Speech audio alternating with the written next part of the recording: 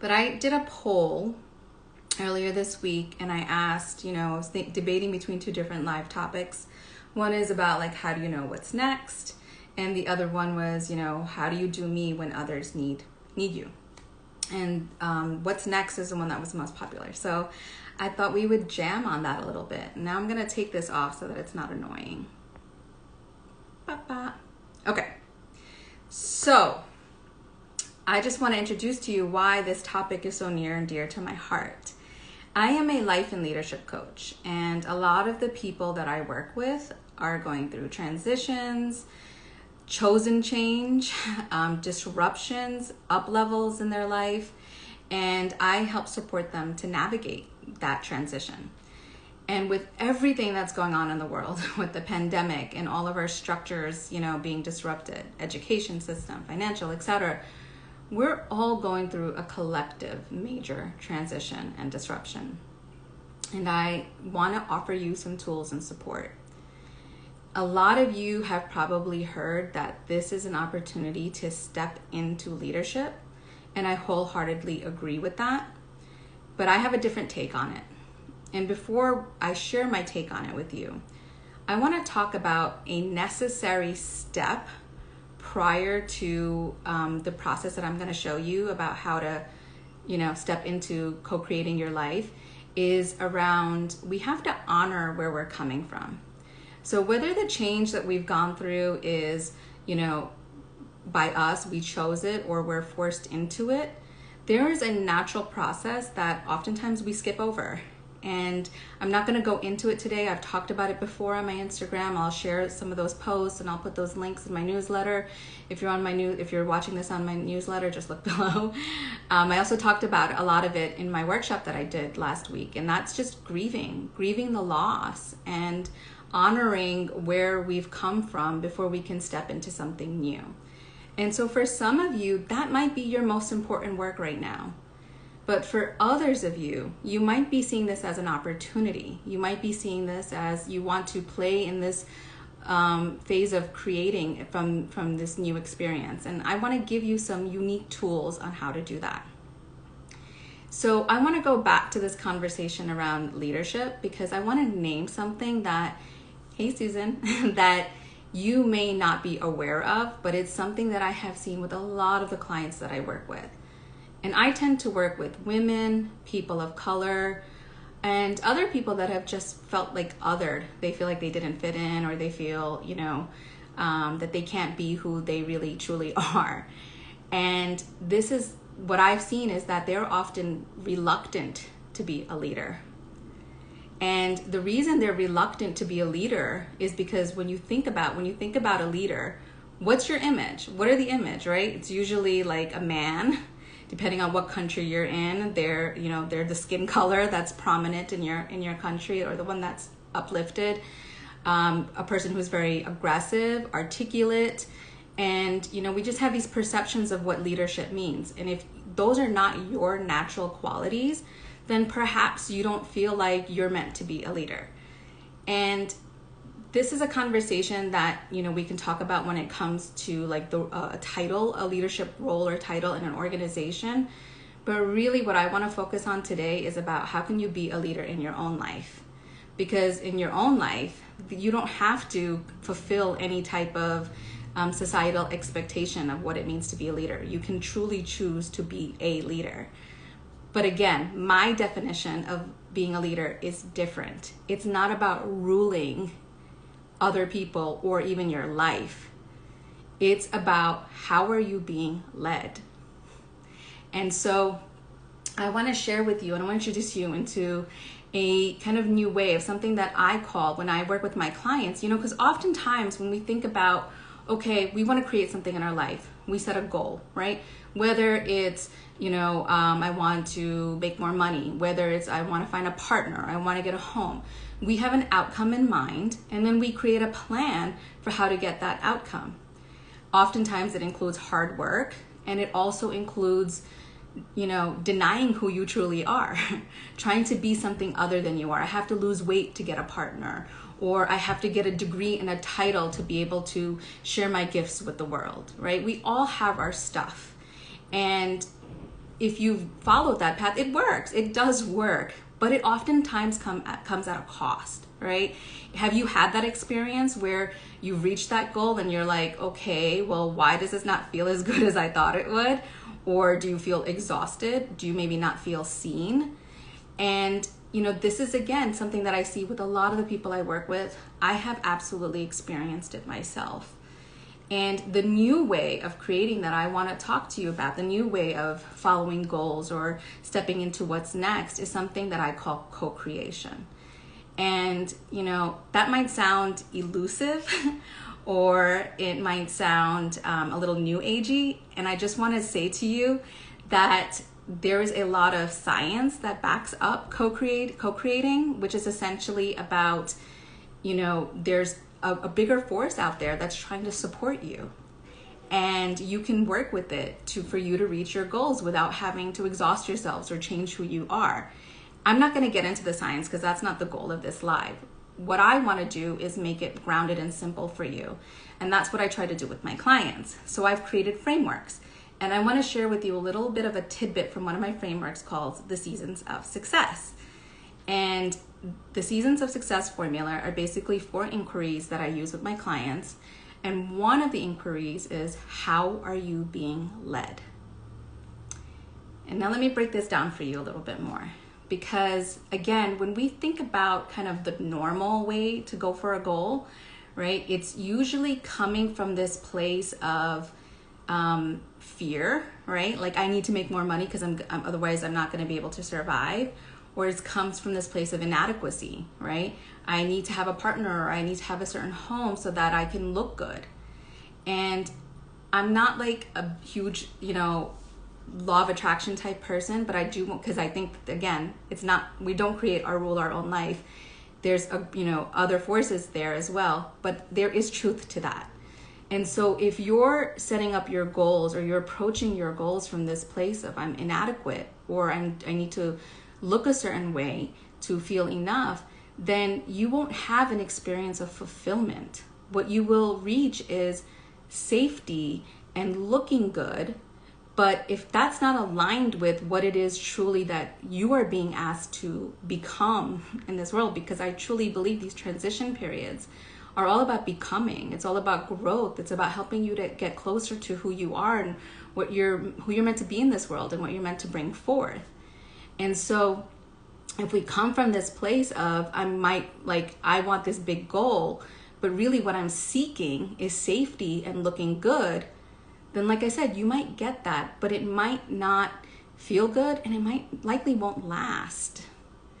And what would it be like if you could actually create something that's coming from a deeper place that will give you exactly what you need and you want, but that you might not fully be able to even see that outcome yet? And let me just give you an example of this, because I used to be somebody that, followed that path, right? It's like you work hard, you get the degree, you et cetera, et cetera, et cetera. And again, I reached a lot of goals. I had a lot of success, but I also, experienced, and it's not black and white. It can both feel good and also feel off, right? But then when I left my profession as a pharmacist and to pursue kind of the whispers of my soul and my heart, the process that unfolded for me was about how I was being led. And all of that came from this place of inspiration, right? So it was this desire that bubbled up of feeling called to do things that I would never have imagined to do. So one of those things, for example, was to write. I just had, I'd always been somebody who journaled, but I had a desire to share my writing. And I still remember the very first time, I came home from work after being in the university, and I went up to the roof in my building, and I just voraciously started writing. And the title of what I wrote was called Know Thyself. And I didn't know what it was, but I shared it with a few people. And I had people say back to me, this is something. And this is, and I was like, what do you mean this is something? I had no idea what they meant by that. Little did I know that just writing that little thing and sharing it with somebody would turn into a blog, which would later turn into a book. This is my first book. And then I ended up being invited to participate in an anthology, and the anthology ended up being an award-winning anthology that has been deeply healing for me. So despite like the external outcomes, which also are great, I'm not saying we don't need to honor external outcomes, but I'm really talking about both and. It feels good inside and it feels good outside. I could never have even dreamed of setting that as a goal. And if I did, I would have probably mucked it up completely, because this is what I see a lot of people do. If they allow themselves to have a bigger vision, they get very hooked up on, the steps on how to make it happen and what the outcome should look like. So they ignore all the how they're being led. And when we're left to our own devices, we use the tactics we know. And oftentimes the tactics we know are the ones that I mentioned, like pushing yourself, coming from a place of inadequacy, working harder than you actually really need to. And when we stick more closer to what is the feeling or the outcome that I am seeking, and we follow and we take actions that bring us closer to those feelings, we will end up in place that we never even imagined. And for lack of better words, flat out miracles end up happening. I'm not trying to make this sound like a very, magical, fantasy process. This again is, there's quantum physics that shows this, that proves that this is actually a process and a system. There's a process and a system to this. And I'm going to borrow languaging from my non-biological uncle, Deepak Chopra, and to really kind of, again, ground this for you. And it's based on this concept of intention and attention, okay? So intention transforms and attention amplifies. So what does that basically mean, okay? Well, oftentimes what drives us to want to have something new, something next, it's usually we're dissatisfied, right? And we set a goal and we think, well, if I reach this goal, then it's gonna give us satisfaction, right? So it's again a feeling that we're seeking.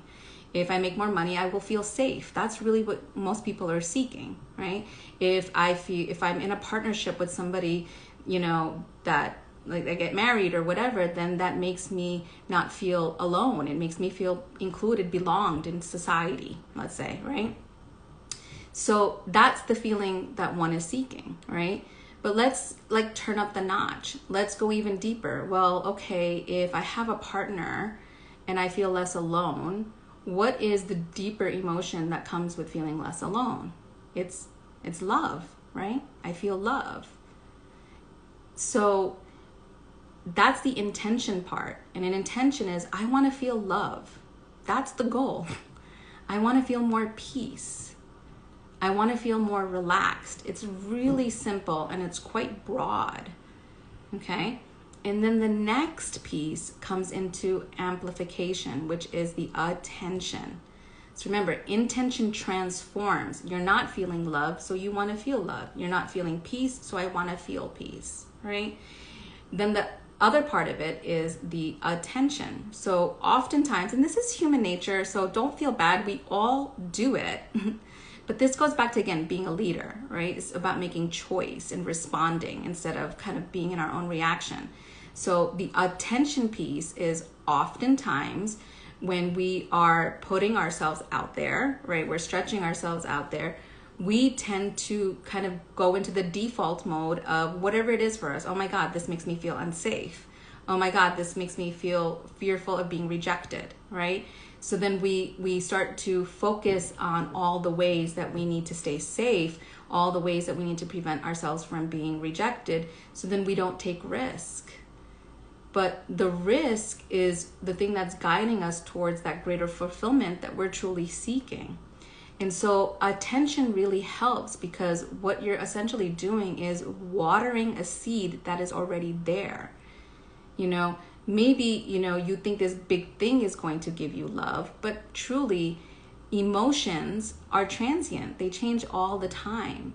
And so if you want to experience more love in your life and you want to experience more peace in your life, pay attention to how those things are already in your life.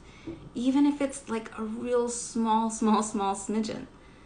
And truly take it in. I'm going to, share something with you that I borrowed from one of my other uncles, Rick Hansen, who's a Buddha neuropsychologist. And he talks a lot about brain science and spiritual teachings, that so much of what we're seeking, and I'm also going to bring in my other uncle, Rufi, the Sufi mystic, Rumi, right? Like what we're seeking is seeking us. So essentially it's all there, whatever we're looking for.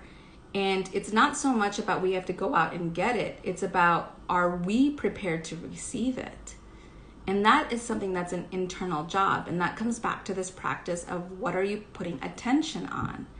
And then the other element that Rick Hansen talks about, which is taking it in, like really taking it in. And this is a felt experience that I've had to really practice for myself, because like many of you and a lot of the clients I work with who are go-getters, it's like next, right? It's like dopamine hit.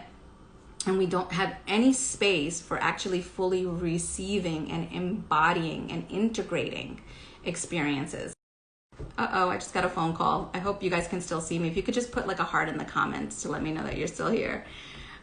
So it's again about really, really taking those experiences in. And this is a really cool thing, because when you take them in, the brain is no longer trying to look for what's going to keep you safe.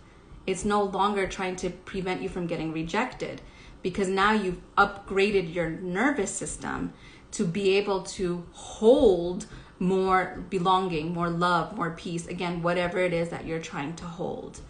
And then you'll go through another evolution. But so I hope that supports you, again, this process of how to know what's next for you. And if you're kind of stuck on like, okay, well, but I don't even know what the feeling is that I'm seeking, my book, I still haven't found what I'm looking for, now what, has 21 different exercises in it. And the second exercise, the first two chapters, is you can download for free on my website. And it walks you through how to identify like what is actually calling you forth. It's actually a really fun exercise. And I kind of out myself in one of them as well, but it's totally worth checking out. So just download that, do the exercise, and then you'll step into this like one breadcrumb at a time. One thing leads to another and leads to another. And you have to just practice bringing yourself back when you get into that place of future tripping, and you want to know what the outcome is, and you want to guarantee, and you want to feel safe, and you want to make sure you're not rejected. And just, again, bring it back and say, okay, what's my intention? Where can I put my attention to amplify that intention? And it's a practice, and it works. It works. I can tell you so many stories from clients that I've worked with. But if you can, step into this new way of goal setting, of, approaching what's next in your life, it will be really, really powerful for you. And it will give you not only what you think you need to belong and feel safe in the world, but it would actually give you what your true, a fuller experience of life, what your soul is truly experiencing, what you are being asked, who you're being asked to become in the world.